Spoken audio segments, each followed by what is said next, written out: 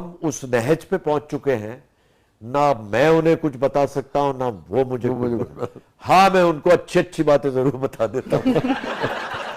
और वैसे भी मैं ख्याल में बेहतर यह है कि उनसे प्रोफेशनली तो को मशवरा ले लिया जाए, बाकी मशवरा उनसे नहीं किया जाए तो बेहतर। नहीं जी नहीं, सवाल ही नहीं पैदा।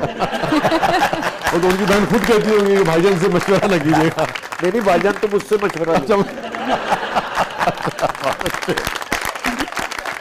तो ये भाईजान आपके मशवरों की वजह से अपना भाई, भाईजान बहुत जबरदस्त इंसान है। हाँ, और उसका सबसे बड़ा एहसान तो यह है कि वो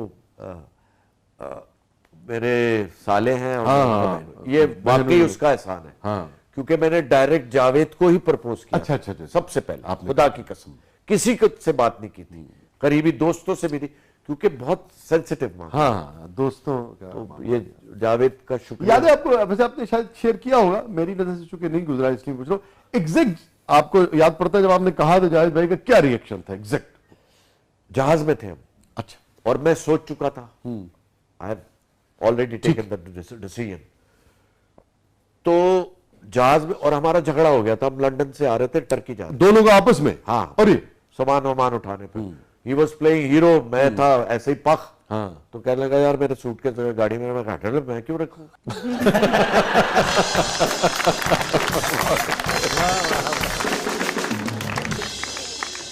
जो थोड़ा सी नोकझोंक हुई तो बैठ गए जहाज अब में। काम उसी से आन पड़ा है। तो पड़ा हुआ था। उससे पहली रात भी मैंने कोशिश की थी, अच्छा, लेकिन फिर मैं बैकआउट कर गया। जहाज में बैठ गए, जावेद वहां बैठा, मैं यहाँ बैठा हूँ, और मैं शुरू हुआ। मैं कहा भाई वो शेख साहब, वो मैंने एक बहुत इंपॉर्टेंट बात करनी है जो कि मेरे लिए बहुत जरूरी है, मेरी जिंदगी। उसने कहा तुम जो बात करने जा रहे हो मुझे पता है तुम क्या बात। मैंने कहा क्या बकवास कर रहे हो तुम, तुम्हें कैसे पता है कि मैं क्या बात करने, मैंने किसी से बात ही नहीं की है इस सिलसिले में। कह रहा मुझे पता है। मैंने कहा इसकी दलील क्या है? कहते कागज और वो 2 पेंसिल। कसम खुदा की, झूठ नहीं बोल। Very interesting. उसने लिखा, हाँ, कागज बंद करके, वो जैकेट होती है जहाज पे, उसमें कागज रख दिया। उसने कहा बताओ क्या है, क्या क्या?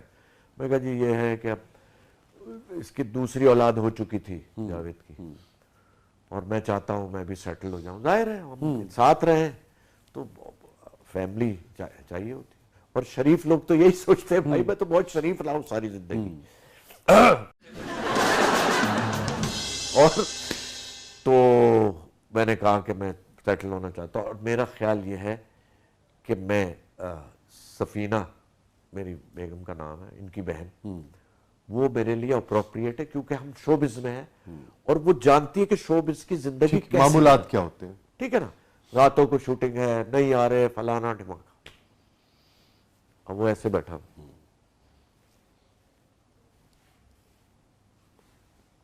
कसम खुदा की, उर्दू में लिखा हुआ था रिश्ता। वाह, बस ये है। वैसे सही ना आदमी है। यही ना आदमी नहीं है सदे के, आप खुद समझ सकते हैं उनकी जहानत। तो आप चर्चे हैं, पूरी दुनिया में चर्चे हैं जावेद शेख साहब। हाँ, ऐसी जहानत होगी आपकी।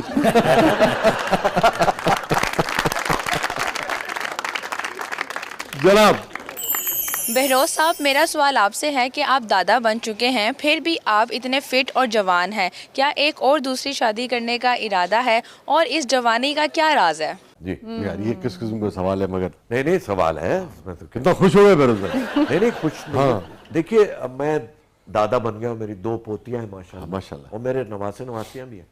तो देखिए जब कम उम्र में शादी हो जाए ना, हाँ, ये उसका एक बहुत तो उसका फायदा है।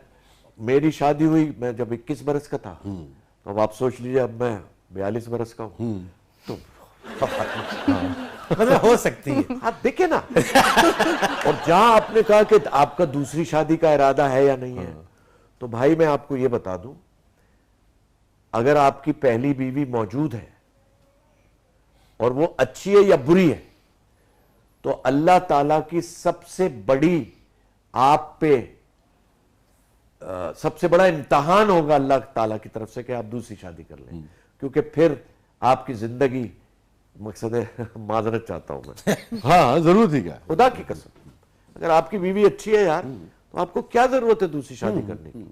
आए हमारे जैसे इकरारुल हसन साहब हैं, माशाल्लाह 3-3 शादियां हैं उसकी, अल्लाह चौथी भी कर लेगा, हम क्या कर लेंगे उसका।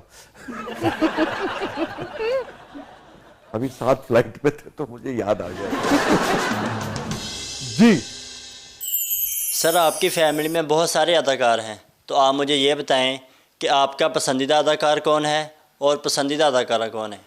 इसका फैसला करना शाह साहब बहुत मुश्किल है। आप फैसले पसंद नापसंद की बात करें, अपनी जाती। भाई देखिए, मर्दों में तो जाहिर है जावेद शेख साहब की तो मैं बात नहीं कर सकता, वो तो अल्टीमेट माशाल्लाह। लेकिन मुझे अपने बेटे, मेरा बेटा इसलिए वो आई थिंक वो बहुत चूजी है और बहुत मेहनत करके वो कैरेक्टर करता है, ठीक है। और वो जस्टिस करता है अपने कैरेक्टर के। तो जावेद साहब के बाद आपका ख्याल है कि आपके पूरे खानदान में मेरा बेटा बहरोज सबसे अपना शहरोज सबसे अच्छा अदाकार है जी। ठीक है। और जो खवातीन है आपके यहाँ? खवातीन में हमारे यहाँ सच तो ठीक है, मुनासिब ही हैं, और सबसे अच्छी अदाकारा तो हमारी बेगम है।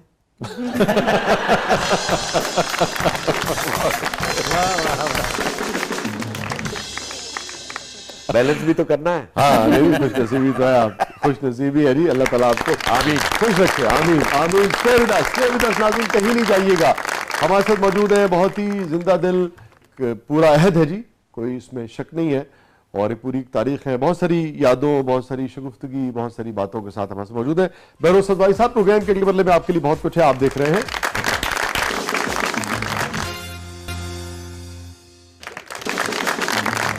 वेलकम बैक नाज़रीन, जबरदस्त में एक बार फिर खुशामदीद। बहरोज भाई और मोहतरम बहरोज सब्ज़वारी साहब, हमारा सेगमेंट है, इसका नाम है कैथारसिस, भड़ास। यस, बिल्कुल भाई लफ्जी मायना जरूरी है ना। बिल्कुल सही आपने उसका तर्जुमा किया। अब भड़ास निकलने जा रही है आज।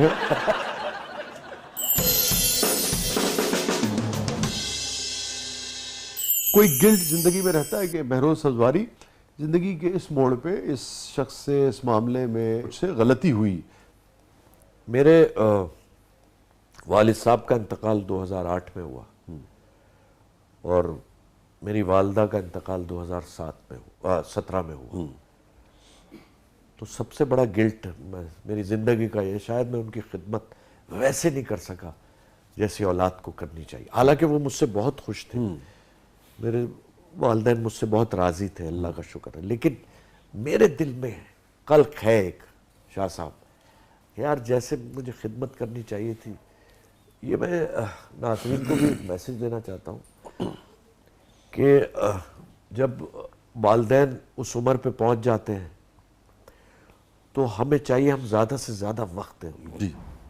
हम अपनी मसरूफियत में लगे रहें, 5 मिनट बैठे, हाँ अम्मी सब ठीक है, कुछ चाहिए तो नहीं, हाँ डैडी मैं जा रहा हूँ, ये कर लिया तो पता नहीं हम समझते हैं क्या किया। हमें बैठ के उनके पैर भी दबाने चाहिए, उनसे बातें करनी चाहिए। ये कल्क है मेरी तबीयत है ये, मैं सोचता हूँ, और मैं अपने अल्लाह से बहुत माफ़ी मांगता हूँ। गो के उनको कोई शिकायत मेरे ख्याल से नहीं थी। और आपको लगता है कि और? हाँ सर, बहुत कुछ होना चाहिए। ये रिश्ता ही ऐसा है हाँ जी कि आदमी जितना भी कर ले वो लगता है कि और जी जी बिल्कुल। पिछले दिनों एक गज़ल हुई, उसमें जो आप बात कर रहे थे, 2 शेर इसी उसके वो हैं, अता आप लुत्फ लेंगे। एक बात कहूँ गर हो इजाज़त मेरे बच्चों, एक बात कहूँ गर हो इजाज़त मेरे बच्चों। और आप एक चीज़ और देखिए, मैं सोचता हूँ अगर ये गज़ल मैंने 2000 से पहले कही होती तो लफ्ज़ इजाज़त यूज़ नहीं करता। आए हाय हाय, आप और हम इजाज़त वाले लोग नहीं थे। आए हाय, ये दौर बदल गया। आए हाय। एक बात कहूँ गर हो इजाज़त मेरे बच्चों, अब क्यों नहीं करते हो शरारत मेरे बच्चों। आए हाय हाय, अब क्यों नहीं करते हो शरारत मेरे बच्चों। मैं माँ के लिए छीन लिया करता था इससे, मैं माँ के लिए छीन लिया करता था इससे, दुनिया नहीं देती कभी मोहलत मेरे बच्चों। वाह वाह, दुनिया नहीं देती, जो आप मोहलत बैठना पड़ता है। हाँ जी हाँ, दुनिया नहीं देती कभी मोहलत मेरे बच्चों। आज आके जो कुछ देर को बैठे हो मेरे पास, आज आके कुछ देर को आज आके जो कुछ देर को बैठे हो मेरे पास, क्या इसको बना पाओगे आदत मेरे बच्चों?